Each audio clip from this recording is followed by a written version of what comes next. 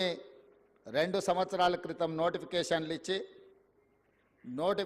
ఇచ్చిన ఆనాటి ప్రభుత్వంలోని పెద్దలు మీ ఉద్యోగ నియామకాలు పట్టించుకోకపోవడం వల్ల వివిధ న్యాయస్థానాలలో ఈ కేసుల పరిష్కారం చూపించక మీ ఉద్యోగాలను ఇవ్వడం వాళ్ళ బాధ్యత అని వాళ్ళు భావించకపోవడం వల్ల కొన్ని 8 సంవత్సరాలు 7 సంవత్సరాలు అయితే కొన్ని 2 సంవత్సరాల పైగా మీరు మీ కుటుంబ సభ్యులు నిరీక్షించి ప్రభుత్వాల మీదనే విశ్వాసం కోల్పోయే పరిస్థితులు వచ్చినాయి. కానీ మార్పు రావాలి, కాంగ్రెస్ గెలవాలి అన్న ఆలోచనతోటి ఆనాడు ఏ చేతులతోనైతే విద్యార్థి నిరుద్యోగ జంగ్ సైరన్ కార్యక్రమాన్ని మోగించినమో ఆ కార్యక్రమంలో మీరందరూ అండగా నిలబడి ఆ రోజు నేను తీసుకున్న కార్యక్రమంలో వేలాది మంది పాల్గొన్నప్పుడు నేను ఆ విద్యార్థులకు ఒక మాట చెప్పిన, మీకు ఉద్యోగాలు రావాలి అనంటే ముఖ్యమంత్రి కుర్చీలో మంత్రుల కుర్చీలో ఉన్న వాళ్ళ ఉద్యోగాలు ఊడాలి, అప్పుడే మీకు ఉద్యోగాలు వస్తాయని ఆనాడు చెప్పడం జరిగింది.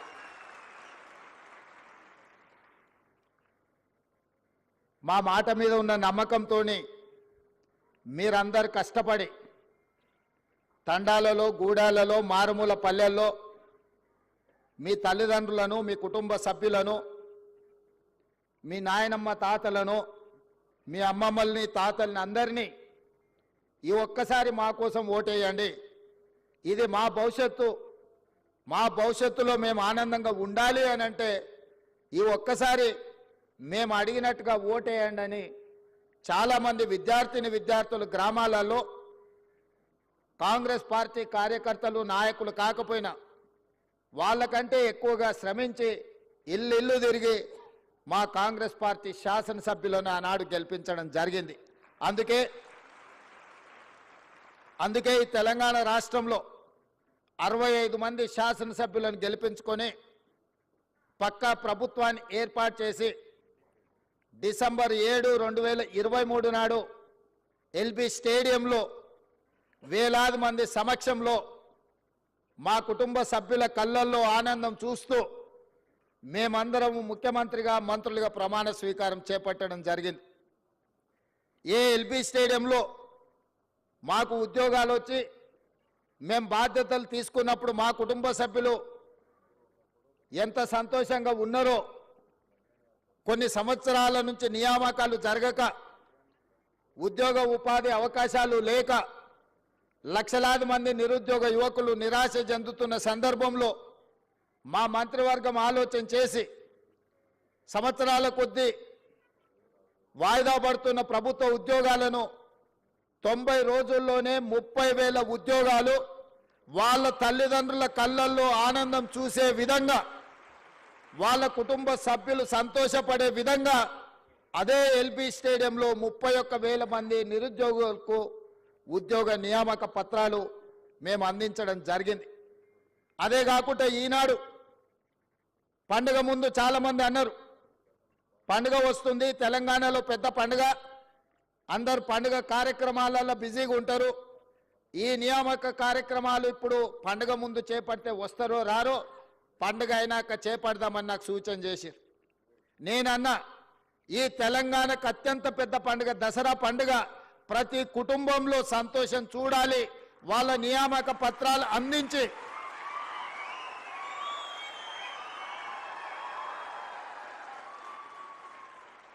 $1,635 మందికి ఉద్యోగ నియామక పత్రాలు అందించడం ద్వారా ప్రతి వాళ్ళ కుటుంబాలలో ఏ విధంగా అయితే మనకు బాధ్యత వచ్చినప్పుడు, పదవులు వచ్చినప్పుడు మన కుటుంబ సభ్యులు సంతోషపడ్డారో, ఇవాళ వాళ్ళకు కూడా ఉద్యోగ నియామక పత్రాలు ఇస్తే వాళ్ళ తల్లిదండ్రులు కూడా అంతే సంతోషంగా దసరా పండుగ చేసుకుంటారు, వాళ్ళ కళ్ళల్లో ఆనందం చూడాలి.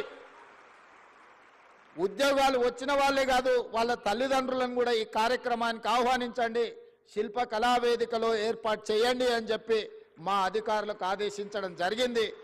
ఈరోజు ఇంత అద్భుతమైన ఇంత మంచి ఈరోజు ఇంత మంచి కార్యక్రమం,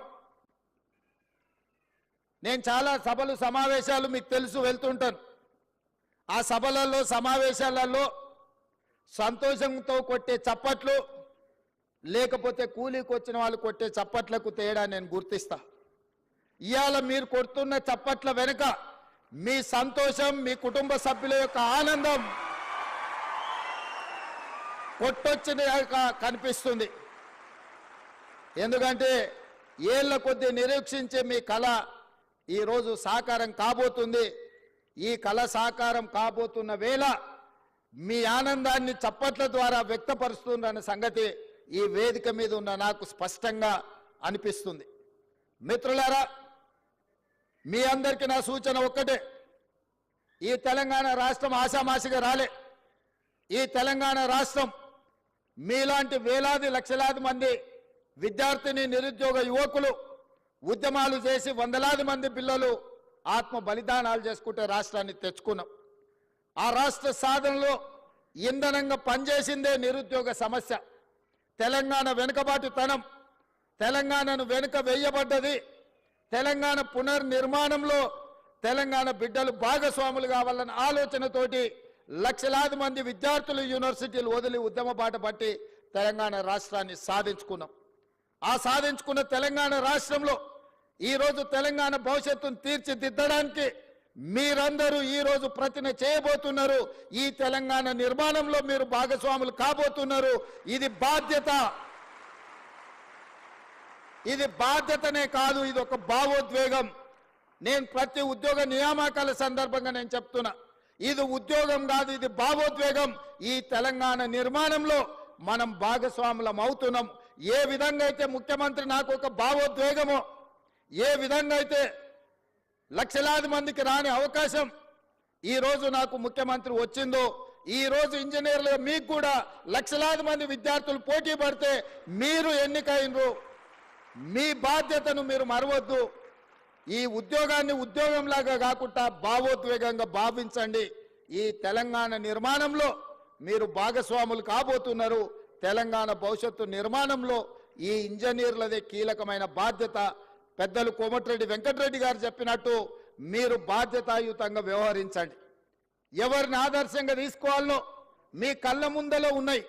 బాక్రానంగల్ డ్యామ్ నుంచి నాగార్జున సాగర్, శ్రీశైలం, శ్రీరామ్ సాగర్ వరకు పండిత్ జవహర్లాల్ నెహ్రూ గారి సమయంలో మొదటి ప్రధానమంత్రి కట్టిన ప్రాజెక్టులు ఎన్ని వర్షాలు, వరదలు, తుఫాన్లు, ఉప్పెనలు వచ్చినా నిటారుగా నిలబడి ఆ నాణ్యత అక్కడ కళ్ళ ముందు కనిపిస్తుంది. ఆ రోజు సాంకేతిక నైపుణ్యం లేదు, ఈ యంత్ర సామాగ్రి లేదు. మనుషులనే పెట్టి సంవత్సరాల కొద్దీ అక్కడ క్యాంపులేసి అక్కడ కూర్చొని నిర్మాణం చేసి ఇవాళ ఈ తెలంగాణను నిర్మించడం జరిగింది. ఇదే కాదు, మోక్షగుండం విశ్వేశ్వరయ్య 1908లో హైదరాబాదు నగరాన్ని వరదలు వచ్చి ఉప్పెనై కమ్మేసి వేలాది మందిని పొట్టన పెట్టుకున్నప్పుడు ఆ వరదల్ని నియంత్రించడానికి ప్రపంచంలో ఉండే ఇంజనీర్లందరినీ కూడా వారు సంప్రదించడం జరిగింది.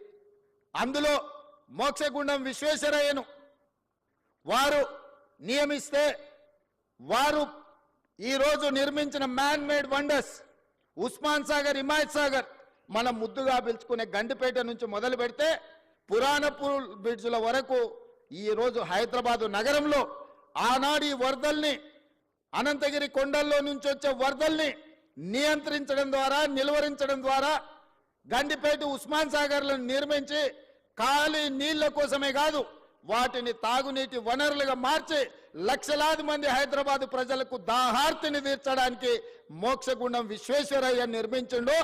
వారు ఇంజనీర్ కాబట్టే, క్వాలిటీ కలిగిన ఇంజనీర్ కాబట్టే అలాంటి గొప్ప మ్యాన్ మేడ్ వండర్స్ను, అద్భుతాలను నిర్మించి మనకిచ్చాడు. 115 సంవత్సరాలైనా మొన్న ఎండాకాలంలో గోదావరి, కృష్ణలో కరువు వచ్చి ఎండిపోయి తాగునీటి సమస్య ఏర్పడ్డప్పుడు హైదరాబాదు నగర దాహార్తిని తీర్చింది ఉస్మాన్ సాగర్. అదేవిధంగా ఈ గండిపేట్, ఈ ప్రాజెక్టులు ఆ రోజు మాకెందుకు లేని, లేదా ఏ 10 ఏళ్ళుంటే చాలను కట్టినుంటే ఇవాళ మనకు ఈ పరిస్థితిలో మన ఆదుకుంటుండేనా? ఇవాళ మీరు ఆలోచన చేయండి, అద్భుతమైన నిర్మాణాలు ఆనాడు కట్టిన ఇంజనీర్లు, ఉస్మానియా యూనివర్సిటీ కావచ్చు, లేకపోతే హైకోర్టు కావచ్చు, ఉస్మానియా హాస్పిటల్ కావచ్చు, ఈరోజు నడుస్తున్న అసెంబ్లీ కావచ్చు, ఇట్లా చెప్పుకుంటూ వెళ్తే హైదరాబాదులో అద్భుతమైన నిర్మాణాలు ఏవైతే ఉన్నాయో ఈ హైదరాబాద్కి ఒక చారిత్రాత్మకమైన కట్టడాలను అందించి 100 సంవత్సరాలు ఈ కాలాన్ని తట్టుకొని నిలబడ్డ చార్మినార్ లాంటివి ఇంజనీర్లు కట్టబట్టి నాణ్యత ఉండబట్టే ఇవాళ అవన్నీ ఉన్నాయి. మీరు చార్మినార్ నుంచి ఉస్మానియా యూనివర్సిటీ వరకు కట్టిన ఇంజనీర్లను ఆదర్శం తీసుకుంటారా? ఉస్మాన్ సాగర్, హిమాయత్ సాగర్ను నిర్మించిన ఇంజనీర్లను ఆదర్శం తీసుకుంటారా? నాగార్జున సాగర్, శ్రీశైలం, శ్రీరామ్ సాగర్ కట్టిన ఇంజనీర్లను ఆదర్శంగా తీసుకుంటారా? నిజాం సాగర్ను కట్టిన ఇంజనీర్లను ఆదర్శంగా తీసుకుంటారా? నిజాం షుగర్ నిర్మించిన ఇంజనీర్లను ఆదర్శంగా తీసుకుంటారా? లేకపోతే కాళేశ్వరం కట్టిన వాళ్ళని ఆదర్శంగా తీసుకుంటారా? మీరు ఆలోచన చెయ్యండి. ఈ ప్రభుత్వం వచ్చినాక గత 10 ఏళ్లలో నిర్మించినవి ఏవైనా సరే ఎక్కడికైనా వెళ్దాం. ఇవాళ మాటలు మాట్లాడుతున్న మంత్రులకు నేను సూటిగా సవాలు విసురుతున్నా. మీరు కట్టిన డబుల్ బెడ్రూమ్ ఇండ్ల దగ్గరికి పోదామా? మీరు వేసిన రోడ్ల దగ్గరికి పోదామా? మీరు నిర్మించిన అమరవీరుల స్తూపం దగ్గరికి వెళ్దామా? ఈరోజు మేము కూర్చుంటున్న సచివాలయానికి మీరు వస్తారా? లేకపోతే 1,00,000 కోట్లు ఇప్పటికే కాంట్రాక్టర్లకు బిల్లులు చెల్లించిన కాళేశ్వరం, మేడిగడ్డ, సుందిల, అన్నారం బ్యారేజ్ల దగ్గరికి వెళ్దామా? మీరే కడితిరి, మీరే మింగుతిరి, మీరు ఉండగానే కూలిపాయ. ఇప్పటికీ డిపిఆర్ లేదు, డీటెయిల్ ప్రాజెక్ట్ రిపోర్ట్ లేకుండా ఒక చిన్న గుడిసేసుకున్నా ఇవాళ రేపు మనం ఒక మేస్త్రిని పిలిచి అయ్యా 2 అర్రల గుడిసే వేయదలుచుకున్నా కట్టెలు ఎంత పడుతుంది, సొప్పు ఎంత పడుతుంది, ఒకవేళ స్లాబ్ వేయదలుచుకుంటే సిమెంట్ ఎంత పడుతుంది, స్టీల్ ఎంత పడుతుంది, కంకర ఎంత పడుతుంది, ఖర్చు ఎంత అవుతుందని మనం అంచనా వేసుకుంటాం. ఒక్క అర్ర ఇల్లు కట్టుకోవాలన్నా, చిన్న పాండప పెట్టుకోవాలన్నా ఒక ప్రాజెక్టు రిపోర్ట్ తీసుకుంటాం మనం. అవునా? 1,50,000 కోట్ల అంచనాలు, 38,000 కోట్ల రూపాయల అంచనా ఉన్న ప్రాణహిత చేవెళ్ళ పేరు మారి కాళేశ్వరమై రీడిజైనింగ్ పేరు మీద 1,50,000 కోట్లకు అంచనాలు పెంచి ఇవాళకి 1,00,000 కోట్లు చెల్లించిండ్రు. 3వ టీఎంసీకి ఇంకా పనులు పూర్తి కాలేదు. ఇంకా రిజర్వాయర్ల విషయంలో కొండపోచమ్మ, మల్లన్న సాగర్ గురించి ఈరోజు వాళ్ళు మాట్లాడుతున్నారు. మల్లన్న సాగర్లో ఈరోజు నిపుణులు చెప్తున్నారు, జియోలాజికల్ సర్వే ఆఫ్ ఇండియా వాళ్ళు అది ఎక్కడైతే నిర్మించిందో భూమిలో వర్టికల్ ఒక చీలిక ఉన్నది. 50 టీఎంసీల నీళ్లు నింపిన రోజు అది కుంగిపోయి భూకంపం వచ్చి ఊర్లే తుడిచిపెట్టకపోతాయని చెప్పి వాళ్ళ సాంకేతిక నిపుణులు నివేదిక ఇచ్చారు. గత ప్రభుత్వం ఏ రోజు కూడా 15 టీఎంసీల కంటే ఎక్కువ నీళ్లు నింపలేదు.